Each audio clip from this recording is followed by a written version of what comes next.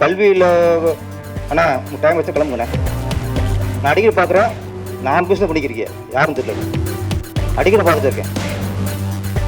இல்லை இல்லை, இது நான் ரெகுலர் பார்த்துருக்கேன். அது எனக்கு கோவம் வருது. பார்க்குறேன் சார், மன்னிச்சிருங்க சார். நான் அருமையாக பேசுகிறேன்.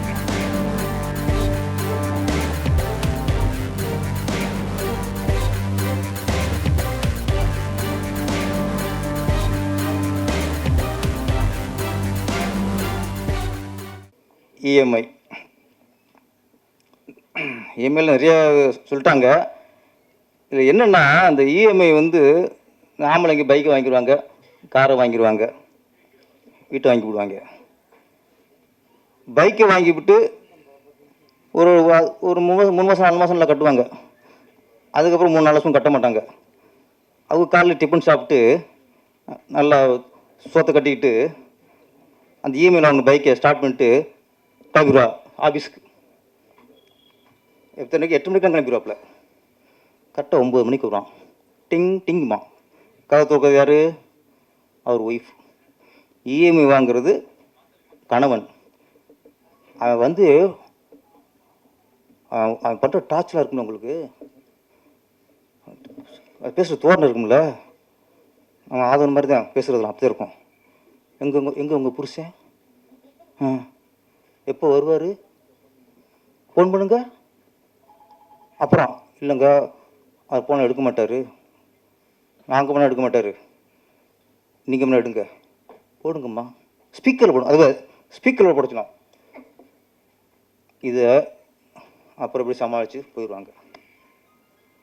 அதுக்கப்புறம் சாயந்தரம் வருவான் 4 மணி போல். வந்துட்டார் அவங்க புருஷன் போனவர் நைட்டு 12 மணி வந்தால் கூட அவங்க கலவிட மாட்டாங்க.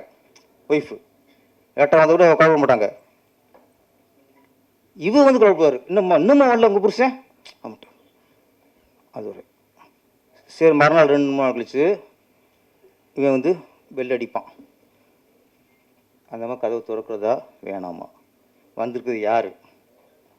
சொந்தக்காரன் வந்திருக்கானா, இல்லை ஒரு கடன் கேட்டவன் கடன் கொடுக்க வந்திருக்கானா? அப்போ திறக்காம போச்சுன்னா இப்போ டென்ஷனில் வந்து யாருன்னு பார்க்குறங்கிட்டு அதுக்கப்புறம் மொட்டை மரம் எட்டி பார்ப்பாங்க. அதனால் பைக் அது நிற்கும். நிற்பானா? திறக்கவே மாட்டாங்க. பயம். ஒன்றா கழிச்சு பார்ப்பாங்க. வெளியவே நிற்பான். கது திறக்க முடியாது. பயம்.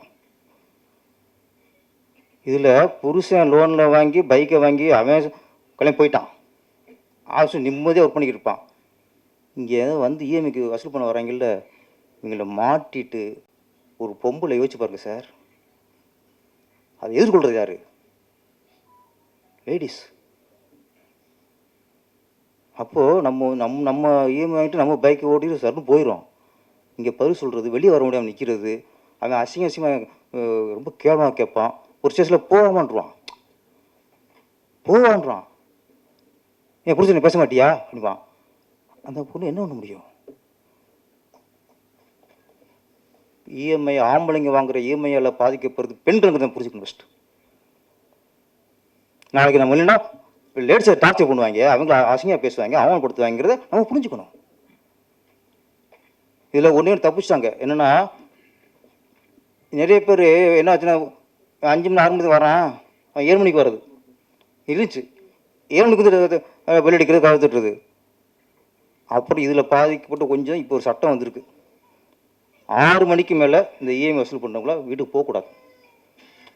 இந்த ஃபோன் பண்ணிலாம் டார்ச்சர் பண்ணக்கூடாது. 6 மணி 6:30க்கெலாம் வந்து இவங்க வந்தாங்கன்னா, கடன் கேட்டு வந்தாங்கன்னா போலீஸுக்கு கம்ப்ளைண்ட் பண்ணலாம். அதனால நிறைய பேர் தப்பிச்சாங்க. கரெக்டாக அவன் ஆஃபீஸுக்கு முடிச்சுட்டு வெளியே டீலாம் சாப்பிட்டு டைம் பார்க்குறது 7 மணி ஆச்சா அப்படின்ட்டு அதுக்கும் வீட்டுக்கு வர்றது. ஆமாம், இது வரைக்கும் அந்த இவங்க போனதுலேருந்து இவங்க வர வரைக்கும் சமாளிக்கிறது லேடிஸ். அது குடும்ப நீ வா 25,000 சம்பளம். நீ லோன் ஆசைப்பட்டு லோன் காரே லோனை வாங்கிவிட்டு மாதம் 20,000 லோன் கட்டுற. மிச்சம் எவ்வளோ இருக்கும்? 5,000. இந்த 5,000த்தில் குடும்பத்தையும் சமாளிக்கணும். இவங்க வாங்கின லோனுக்கு இஎம்ஐ வாங்கி வசூல் பண்ணுவாங்களே இவங்களையும் சமாளிக்கணும். அது பொம்பளை என்ன பண்ணும்? இதெல்லாம் என்னென்ன பிரச்சனைகள் இருக்குங்கிறத இந்த இஎம் படம் சொல்லியிருக்கு. படம் பார்த்துட்டு நம்ம வந்து இதெல்லாம் பொழுதுபோக்காக பார்க்கக்கூடாது, இது பொறுப்போட பார்க்கணும். பொழுதுபோக்க பார்க்குற படம் வேற, ஒரு பொறுப்போட பார்க்க படம் வேற. இந்த இஎம் வந்து நம்மளால் பொறுப்போட பார்க்கக்கூடிய படம். வாங்கலாம்.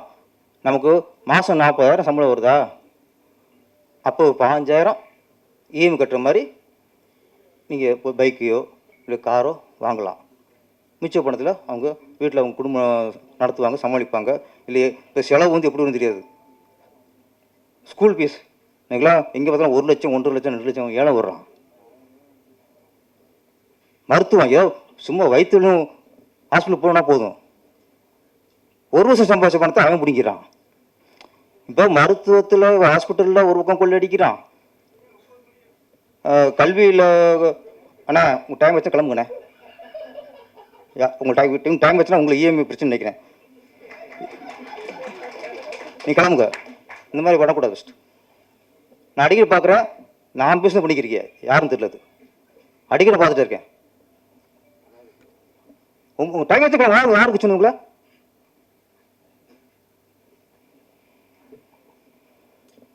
கொஞ்சம் இல்லை இல்லை இது நான் ரெகுலர் பார்த்துருக்கேன், அது எனக்கு கோவம் வருது. நான் 1 ஹவர் பேசுவேன் சார், பார்க்குறேன் சார், மன்னிச்சிருங்க சார், நான் அருமையாக பேசுவேன். இது நீங்கள் உள்ள உங்கள் டைம் இல்லை, அதோட முக்கிய வேலை தான் கிளம்புங்க. இது எதுக்கு வந்திருக்கியா முடிச்சா பாருங்கள். நாங்கள் வற்புறுத்தலை ஃபஸ்ட்டு. ஏன்னா ஒரு விஷயத்தை ஒரு மாதம் பேசிக்கிட்டு இருக்கும்போது இதை ஜோக்கரை பேசிக்கிருவாங்க.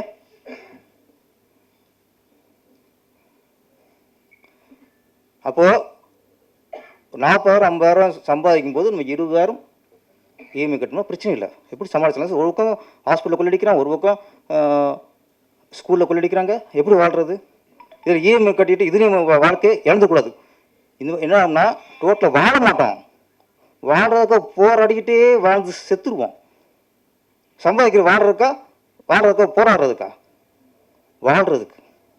அப்போ சம்பாதிச்சு வாழணும்னா, சந்தோஷமான நிம்மதியாக வாழணும்னா நம்ம இஎம்ஐலேருந்து கொஞ்சம் தப்பிக்கணும். அந்த விஷயத்தை தான் இன்னைக்கு உள்ள காலகட்டத்துக்கு இன்றைக்கி என்ன பிரச்சனை, இன்றைக்கி என்ன ரெண்டு போதை.